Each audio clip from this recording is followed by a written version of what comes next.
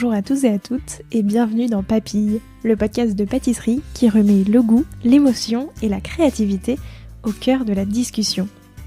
Je suis Léa Reverdy, amatrice et passionnée de pâtisserie. Et cette année pour Noël, j'ai décidé, pendant tout le mois de décembre, de vous proposer un format un peu spécial, un calendrier de l'Avent en podcast.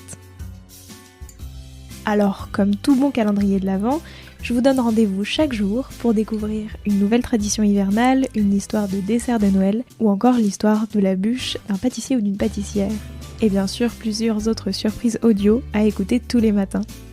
Un seul objectif, vous faire voyager jusqu'à Noël et vous inspirer vos meilleures recettes sucrées pour les fêtes. J'espère que ça vous plaira et je vous souhaite une très bonne écoute.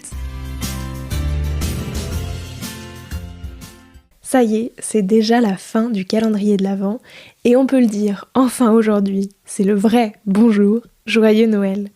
Avant de quitter ce petit rendez-vous quotidien, je vous propose un dernier épisode d'histoires et d'anecdotes pour briller ce soir pendant votre repas du réveillon. Et pour commencer ces anecdotes, je vous propose de répondre à une question qui nous taraude tous et toutes, si je le sais, depuis quand fête-t-on Noël ? Il semblerait que Noël puisse ses origines à l'époque romaine. Au moment du solstice d'hiver, le 21 décembre, le peuple romain fêtait les Saturnales en hommage au dieu Saturne. À cette occasion, les barrières sociales disparaissaient. Les esclaves devenaient temporairement libres, le travail était mis en pause, des figurines étaient offertes aux enfants et on accrochait du hou, du gui ou du lierre aux maisons.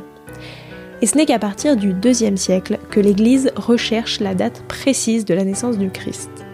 La date du 25 décembre fut fixée vers l'année 300 par Rome pour christianiser les rites issus de la culture populaire. La fête de Noël s'est ensuite répandue progressivement en Europe et a été célébrée dès le 5e siècle en Irlande, le 7e en Angleterre et le 8e siècle en Allemagne.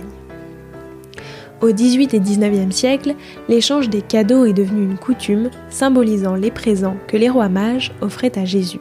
Et pour le coup, le festin de Noël vient aussi de la religion chrétienne. Pour célébrer la venue du Christ, la période précédant Noël était marquée par une période de jours maigres. On ne mangeait alors pas de viande. La veille de Noël, avant de se rendre à la messe de minuit, il était d'usage de ne manger qu'un peu de pain, un bouillon de poisson ou de légumes et un verre d'eau. De retour de l'église, le repas gras était alors de mise pour faire suite au long office de la nuit et à la route qu'on venait de faire pour revenir de l'église.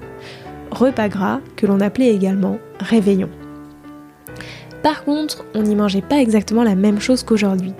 Et oui, la dinde et le chocolat ne sont apparus dans nos assiettes qu'au XVIe siècle.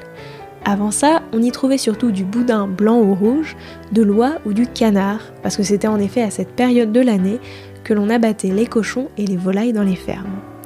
Quant à la bûche de Noël, elle n'a pas toujours été notre dessert traditionnel, et ce n'est d'ailleurs le cas que dans les pays francophones ou presque.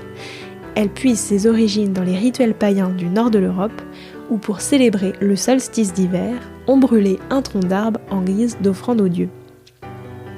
Cette coutume a été reprise au Moyen-Âge en France pour Noël, et avec la disparition des grandes cheminées au XIXe siècle, on a peu à peu remplacé la bûche en bois par un gâteau roulé.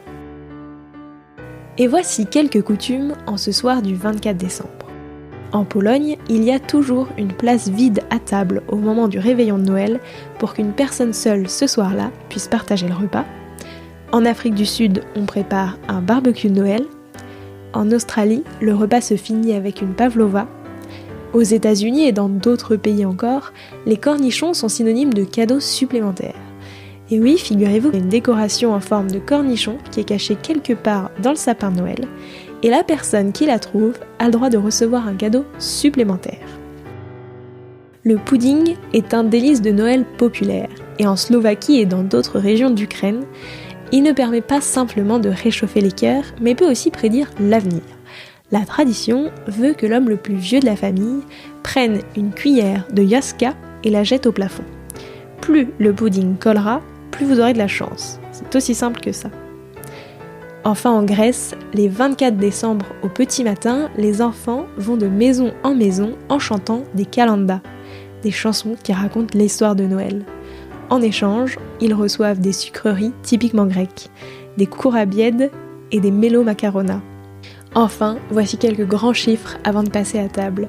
En 2020, plus de 30 tonnes de chocolat ont été vendues sur la période de Noël. Côté bûches, c'est plus de 8 millions de bûches qui sont vendues chaque année en France. Et environ 75% des ventes sont réalisées dans les 3 dernières semaines avant décembre, donc on ne s'y prend pas si tôt que ça. Et enfin, 3000, c'est à peu près le nombre de calories qu'on va s'apprêter à ingérer pendant ce repas de ce soir.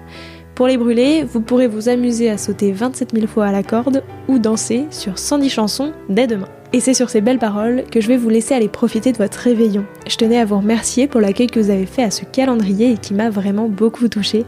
J'étais vraiment super contente de vous accompagner tous les jours pendant quelques minutes et j'ai vraiment très envie de retenter l'expérience une prochaine fois. Sur ce, je vous souhaite un excellent Noël et on se retrouve en janvier pour la nouvelle saison de Papilles. Prenez soin de vous, dégustez bien votre bûche et encore un très très bon réveillon. Merci d'avoir écouté cet épisode jusqu'au bout. Si vous avez une idée, une envie, une question ou tout simplement envie de discuter, rendez-vous sur mon compte Instagram @learvrd.